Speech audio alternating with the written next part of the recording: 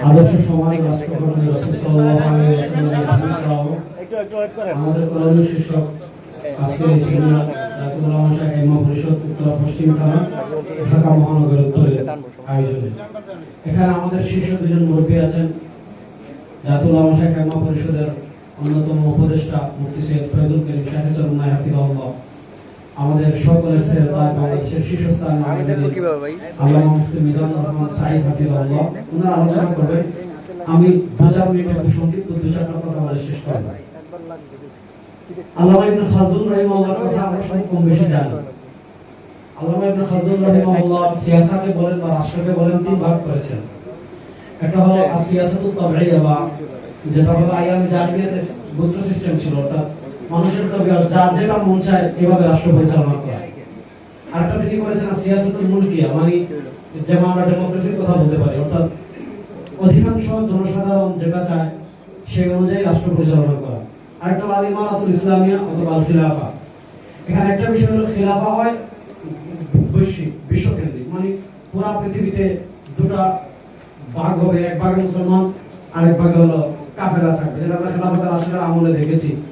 তো যেহেতু এখন বৈশ্বিক নানা কারণে এই মুহূর্তে একজন খলিফা মানে মুসলিম উম্মার যে রাষ্ট্রগুলো আছে এগুলো ঐক্যবদ্ধ আপাতত অসম্ভব।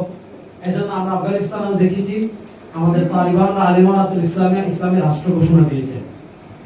দেখেন আমাদের এই উপমহাদেশে ইসলামী রাষ্ট্রের একটা প্রবল আলোচনা এসেছিল 1947 সালে, যখন দেশ বিভক্ত হয়েছিল। পাকিস্তানের তো স্লোগানই ছিল তখন পাকিস্তান কা মতলব কি লা ইলাহা ইল্লাল্লাহ, লা ইলাহা ইল্লাল্লাহ স্লোগানের উপরই দেশ বিভক্ত হয়েছিল। তখন আমাদের অনেক আকাবির মানে ইসলামী রাষ্ট্রের রূপরেখা দিয়েছিলেন যে ইসলামী রাষ্ট্র কেমন হবে। এবং এখানে একটা বিষয় আমি বলি, এখানে আজকের আলোচনায় এসেছে, আমরা ইসলামী রাষ্ট্রের আলোচনা আসলে আমরা 1 নম্বরে চলে যাই হুদুদ কিসাস তাহদিরাতে। যেমন আমাদের বর্তমান যে বাংলাদেশের যে মানে আদালত আছে এটা 2 সিস্টেমে চলে, একটা হলো ফৌজদারি আর একটা হলো দিওয়ানি মামলা, এই 2 সিস্টেমে চলে। আর ইসলামে হলো হুদুদ কিসাস তাহদিরাত। তো আমরা যদি ইসলামী রাষ্ট্রের আলোচনায় যাই প্রথমেই তাহদিরাতের হুদুদের কথা নিয়ে আসি, যে হাত কাটা, প্রস্তারাঘাতে হত্যা করা, এবং এগুলাকে কেন্দ্র করে মুস্তাশরিকরা ইসলামকে একটা ভয়ঙ্কর ভাবে আমাদের কাছে কি করতে চায়, উপস্থাপন করতে চায়।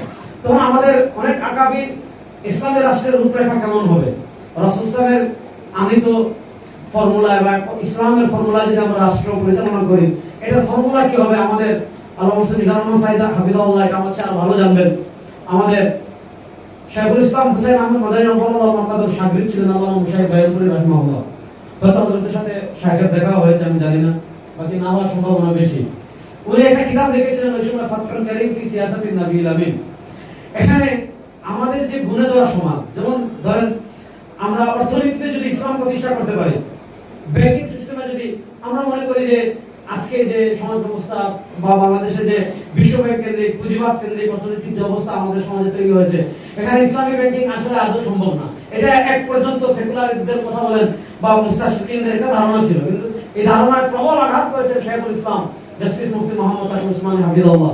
এবং শাইখুল ইসলাম তাকি উসমানী হাফিজাহুল্লাহ ফর্মুলাকে ফলো করলে ইসলামী রাষ্ট্রগুলো কতটুকু উপকৃত হবে এটার উপমা হলো আপনি মালয়েশিয়া দেখেন, এটার উপমা হলো আপনি বাহরাইন দেখেন, এটার উপমা হলো আপনি পাকিস্তানকে দেখেন। তো আমাদের বাংলাদেশে কিন্তু এই ধরনের বরেণ্য ফকি আছেন যারা আমাদের দেশের বাজেট কেমন হবে, আমাদের দেশের অর্থনীতি কেমন হবে, আমাদের দেশের ব্যাংকিং সিস্টেমকে কেমনে সুদমুক্ত করা লাগবে, আল্লামা মুফতি মিজানুর রহমান সাঈদ হাফিজাহুল্লাহ আছেন, মুফতি দিলওয়ার হাফিজাহুল্লাহ আছেন, আমাদের আরো তরুণ অনেক অর্থনীতিবিদরা আছেন। এখন আমি যে বিষয়টা বলছি এই সব কিছু আমরা করতে পারবো কখন, যদি আমরা শরিয়া ভিত্তিক রাষ্ট্র প্রতিষ্ঠা করতে পারি। শরিয়া ভিত্তিক রাষ্ট্র প্রতিষ্ঠা করতে গিয়ে আমরা একটা কাজ করা যাবে না, সেটা হলো এটা এখানে আমি কিভাবে বলবো আমি সহজ করে বোঝাতে চাচ্ছি। আপনারা তাওহীদে হাকিকাত কনসেপ্টের কথা আপনারা জানেন যে এটাই কিন্তু একমাত্র লক্ষ্য উদ্দেশ্য না, অনেকগুলো লক্ষ্য উদ্দেশ্যের এটাও একটা। এখানে একটা বড় ভ্রান্তি তৈরি হয়েছিল তাওহীদে হাকিকাতকে কেন্দ্র করে, যে এটাকেই সবচেয়ে বড় উদ্দেশ্য বানানো হয়েছিল, যার কারণে নামাজকে ট্রেনিং বলা হয়েছে, ইবাদতকে ট্রেনিং বলা হয়েছে। এবং এটা খণ্ডনে মাওলানা হাসান নদভী রাহিমাহুল্লাহ আসে হাদির মে দিন কি তাফসীর মুতাশশির লিখেছেন, আর অনেক কিতাবাদি লেখা আছে। তো আমি একটা কথা বলবো যে বাংলাদেশে আমরা যদি ইতিহাসে যাই 1947 একটা সুযোগ এসেছিল বড় সড়ো, আর এই 2024 সালের এই বিপ্লব কেন্দ্রিক যে বিপ্লব হয়েছে এই বিপ্লবে আপনারা দেখেছেন ইসলামপন্থীদের যে অংশগ্রহণ, বিশেষ করে আপনারা দেখেছেন এই আন্দোলনে কিন্তু কোনো দলীয় ব্যানারে নামে নাই, এবং আমাদের বাংলাদেশে বিভিন্ন ঘটনার শীর্ষ জাতীয় রাজনৈতিক নেতৃবৃন্দ যারা আছেন কেউ কিন্তু রাজনৈতিক ব্যানারে রাজনৈতিক পরিচয় নামে নাই। ব্যতিক্রম ছিল ইসলামী আন্দোলন এবং শাহেদ চরমনাই। ইসলামী আন্দোলন কিন্তু এটা ইসলামী আন্দোলন যারা প্রবল সমালোচনা করে এবং ইসলামী আন্দোলনকে যারা পছন্দ করে না, শাহেদ চরমনাইকে যারা পছন্দ করে না, সবাই পছন্দ করবে ব্যাপারটা এমন না, এবং এটা আমরা প্রত্যাশাও করি না কারো কাছে যে সবাই শাহেদ চরমনাইকে বা ইসলামী আন্দোলনকে পছন্দ করতে হবে, এটা আমাদের প্রত্যাশাও না, আর এটা সম্ভব না দুনিয়াতে। তো প্রবল যারা সমালোচক তারাও কিন্তু এটা একদম শ্রদ্ধার সাথে বলে যে এই ইস্যুতে ইসলামী আন্দোলন দলীয়ভাবে শাহেদ চরমনাই তার সর্বোচ্চ সাহসিকতার পরিচয় দিয়ে যে কাজ করেছেন, তো এই কাজ তো আমরা করেছি। এখন আমরা এটা আমাদের একটা স্বভাব, এটা বলে আমি শেষ করছি, যে আমরা অনেক পরিশ্রম করি, অনেক ত্যাগ করি, অনেক কষ্ট করি, কিন্তু ফলাফল আমরা তুলতে পারি না, এটা আমাদের একটা বড় ব্যর্থতা।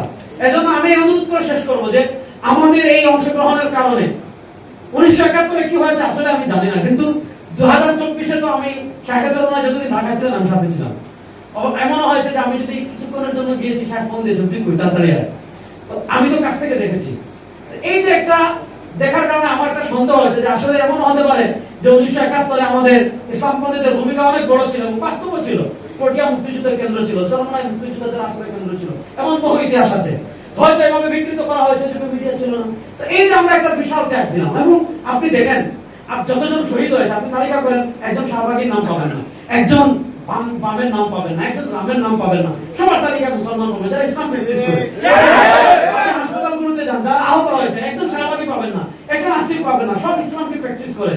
এত ত্যাগ, এত তিতিক্ষা, আমাদের নেতৃবৃন্দ ইসলামপন্থীদের এত ত্যাগের পর আমরা যদি এবারও ফসল ঘরে তুলতে না পারি, বাংলাদেশ আগামী 200 বছরে পারবো কিনা সন্দেহ আছে। কথা বলবো যে আমরা এখন একটা সময় আসছে যে একটা সময় আমরা অনেক কথা এখনো বলছি, আমার মাস্টারের ক্ষেত্রে আমি ওঠো, কোনো সন্দেহ নাই, আমরা ইসলামের সৌন্দর্য মানুষের সামনে তুলে ধরবো, ইসলামী রাষ্ট্রের রূপরেখা তুলে ধরবো, ইসলামের অর্থনীতির রূপরেখা তুলে ধরবো। ইসলাম যদি আমরা যদি ইসলামী রাষ্ট্র প্রতিষ্ঠা করতে পারি, আল ইমারাতুল ইসলামিয়া প্রতিষ্ঠা করতে পারি, মানে সংখ্যালঘুরা কেমন অধিকার পাবে। আমাদের কাসারি রাহিমাহুল্লাহ বই পড়লাম, তিনি আকালিয়া সংখ্যালঘু ইসলাম কেমনে সংখ্যালঘুদের অধিকার দিয়েছে, আমরা লম্বা আলোচনা করেছেন, 1400 বছরের ইতিহাস দেখিয়েছেন। ভারত উপমহাদেশে আপনি দেখেন আমরা যেভাবে সংখ্যালঘুদের নিরাপত্তা নিশ্চিত করেছি, পৃথিবীতে এরকম নজির কেউ নাই। এজন্য আমি ওলামায়ে কেরাম, তালিবুল ইলম, ওনাদেরকে নসিহত করার মতো যোগ্যতা আমার নাই। বাকি আমি একটা কথা বলবো যে আমরা যার জায়গা থেকে এখন সময় এসেছে যে ইসলাম যদি রাষ্ট্রীয়ভাবে প্রতিষ্ঠা হয়, নাগরিকরা কি সুবিধা পাবে, সংখ্যালঘুরা কি সুবিধা পাবে, অর্থনীতি দেখেন সুদমুক্ত অর্থনীতি যদি হয়, আল্লাহ আপনি একটু চিন্তা করেন কেমনে যে সুদের সাথে যুদ্ধ ঘোষণা করেছেন আল্লাহ, একটা রাষ্ট্রের অর্থনীতি ভিত্তি হবে সুদের উপর, এই রাষ্ট্রের উপর আল্লাহ রহমত কিভাবে আসবে? আর যদি সুদমুক্ত অর্থনীতি হয়, অর্থনীতি কতটুকু এগিয়ে যাবে? প্রমাণ দেখেন আফগানিস্তান, বিশ্ব ব্যাংক তাদেরকে স্ট্রাইক দিয়েছে, পৃথিবীর কোন রাষ্ট্র তাদেরকে স্বীকৃতি দিচ্ছে না, তারপর কতটুকু এগিয়ে গিয়েছে। এজন্য আমরা যার জায়গা থেকে যে যতটুকু পারি, বিশেষ করে আমরা যারা এগুলো ব্যাপারে ধারণা রাখি না, আমরা আল্লাহ মুফতি মিজানুর রহমান সাহেব হাফিজাহুল্লাহকে আমি অনুরোধ করবো যে তিনি শুধু আমাদের শীর্ষ মুরব্বী না, বাংলাদেশের শীর্ষ একজন মুরব্বী ফকিহ শেখুল ইসলাম তাইয়ুব উসমানী হাফিজাহুল্লাহ উনি সহবত প্রাপ্ত।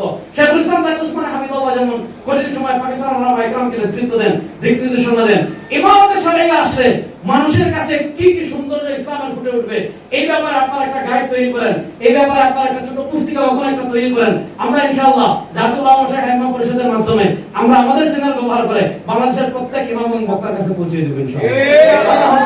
আল্লাহ আমাদের সবাইকে কাজ করার তৌফিক দান করুন। ইনশাআল্লাহ সময় আসছে, আমরা যদি ঐক্যবদ্ধ হয়ে যাই, বাংলাদেশে ইসলাম বিজয় হবে ইনশাআল্লাহ।